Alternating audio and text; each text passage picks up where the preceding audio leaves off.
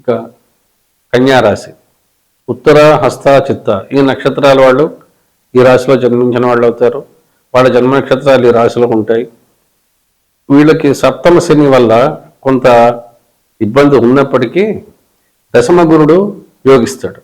వృత్తిపరంగా అలాగే వ్యాపార పరంగా ఏదైనా కన్స్ట్రక్షన్స్ ఆగిపోయిన వాళ్ళకి కూడా కన్స్ట్రక్షన్స్ అవ్వడం ఇవన్నీ కూడా కలిసి వస్తాయి. ఈ వారం నుంచి మొదలవుతాయి అన్నీ కూడా.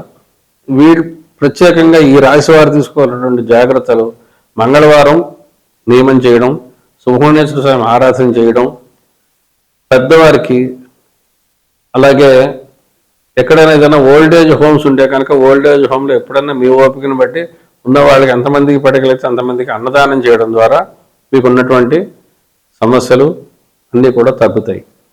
ఇక